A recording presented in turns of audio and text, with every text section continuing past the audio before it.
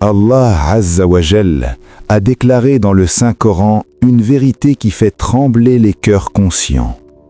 Kullu nafsin da'iqtul maut, ce qui signifie toute âme goûtera à la mort. C'est la seule promesse de l'avenir dont nous sommes absolument certains. Nous vivons dans ce monde, nous courons après ses richesses, nous bâtissons des demeures solides, mais nous oublions souvent que notre véritable demeure, celle où nous passerons notre première nuit d'éternité, nous attend sous la terre. Aujourd'hui, nous allons lever le voile sur ce mystère, non pas pour effrayer, mais pour réveiller les cœurs endormis. Car comme l'ont dit nos savants, les funérailles sont un prédicateur silencieux qui nous crie sans cesse « Ô vous qui marchez sur terre, hier nous étions comme vous, et demain vous serez comme nous. » Regardez autour de vous. Les gens planifient leur avenir sur 10 ans, 20 ans. Il y avait un jeune homme, comme raconté dans les récits, qui avait quitté sa famille pour aller travailler à l'étranger afin d'amasser une fortune. Il voulait construire un splendide manoir pour sa famille. Pendant des années, il a envoyé son argent, brique par brique. Le manoir s'est construit et a été décoré avec le plus grand soin. Quand tout fut fini, il est rentré au pays pour y habiter. Mais, une semaine seulement avant d'emménager dans ce palais, l'ange de la mort est venu.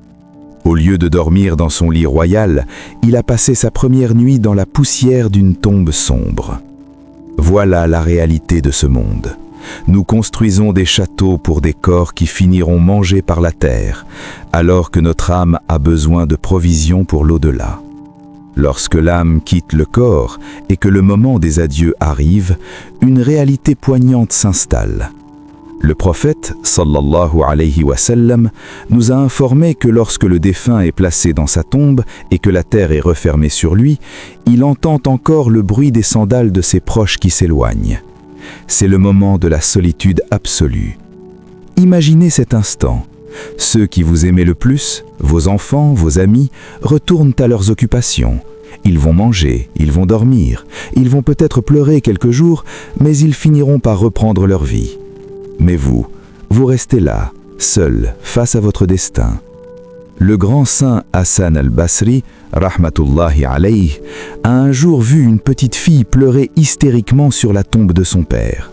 Ce qu'elle disait nous brise le cœur et nous fait réaliser ce qu'est concrètement cette première nuit. Elle disait à travers ses larmes « Ô Père bien-aimé, hier soir j'ai allumé la lampe pour toi à la maison pour que tu aies de la lumière. Mais dis-moi, qui a allumé la lampe dans ta tombe cette nuit?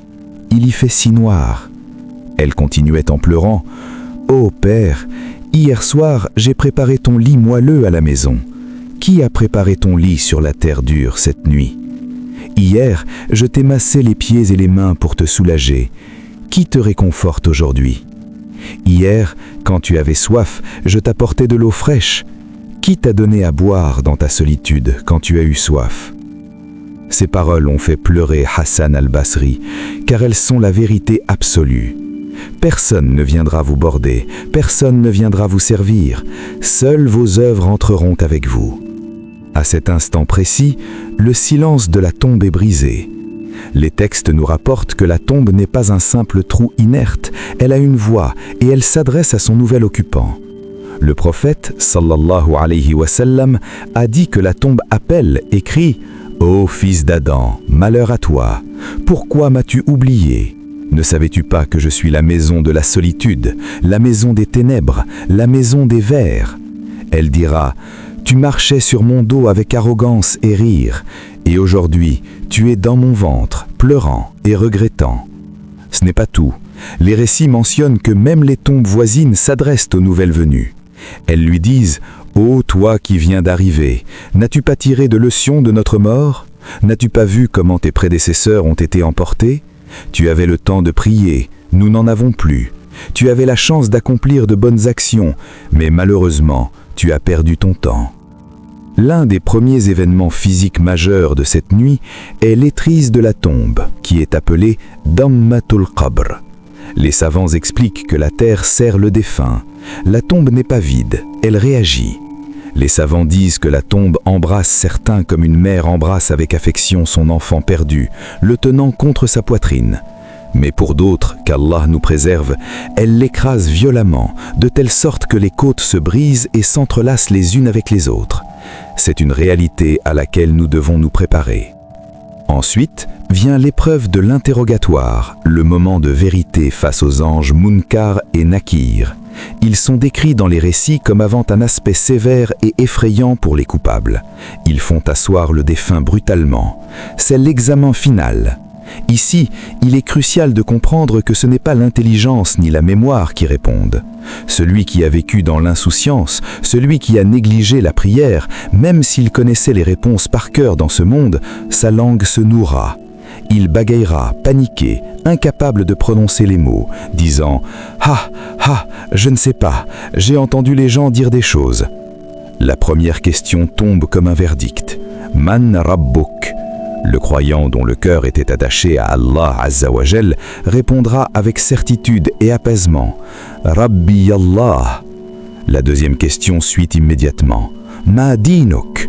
Le croyant, celui qui a vécu pour l'islam, répondra « Dini al-Islam ». Enfin, la troisième question, la plus décisive concernant l'homme envoyé parmi nous, on lui demandera en lui montrant l'image du prophète « Man hadha ar-rajulu alladhi bu'itha fikum » Le croyant reconnaîtra son guide, son modèle, celui qu'il a aimé plus que sa propre vie, et dira avec amour « Huwa Rasulullahi sallallahu alayhi wa sallam ». La conséquence de cet examen est immédiate et divise l'humanité en deux groupes. Le prophète, sallallahu alayhi wa sallam, a dit que la tombe est soit un jardin des jardins du paradis, soit un gouffre des gouffres de l'enfer. Pour celui qui échoue, la tombe se rétrécit jusqu'à l'écraser. Une fenêtre s'ouvre vers l'enfer, laissant entrer une chaleur insupportable et un vent brûlant. Mais pour celui qui réussit, par la grâce d'Allah, la tombe s'élargit à perte de vue et s'illumine d'une lumière plus douce que la pleine lune. Une fenêtre s'ouvre au paradis, apportant ses brises parfumées et sa fraîcheur. Le défunt demandera alors à Allah d'atteler l'heure du jugement pour rejoindre sa place. Mais l'histoire ne s'arrête pas là. Dans cette solitude totale, le défunt verra entrer auprès de lui une forme, une présence physique. Si c'était un homme de bien, cette présence aura un visage magnifique, des vêtements blancs immaculés et un parfum agréable. Le défunt rassuré lui demandera « Qui es-tu » Ton visage annonce le bien. Et cette personne répondra avec un sourire « Je suis tes bonnes actions. Je suis tes prières que tu faisais quand les autres dormaient. Je suis ton jeûne sous la chaleur. Je suis ta charité donnée en secret. Je suis ton bon comportement envers tes parents.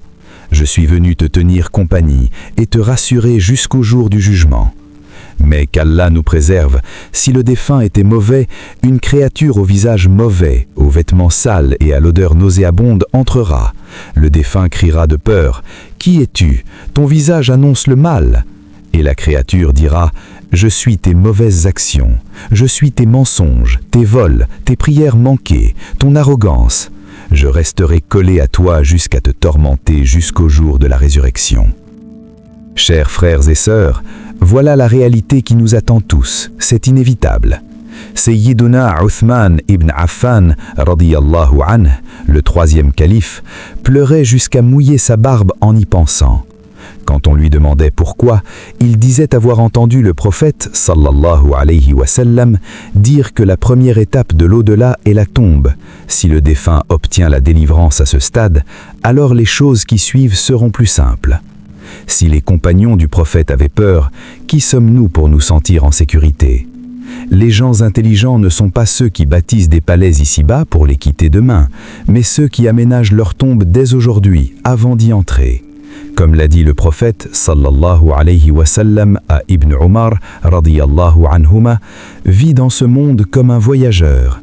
Un voyageur ne construit pas de forteresse sur la route, il prend juste ses provisions et continue. Préparez votre réponse pour cette première nuit. Préparez votre compagnon de solitude par vos actes. Ne laissez pas ce monde vous tromper, car Allah Azza wa Jal nous avertit « Fala tarurrannakumul hayatud dunya » Le repentir est encore possible tant que le souffle est là. Qu'Allah Azza wa Jal illumine nos tombes, nous accorde la réussite lors de l'interrogatoire et fasse de notre dernière demeure un jardin de paix. Amin ya Rabbal Alamin.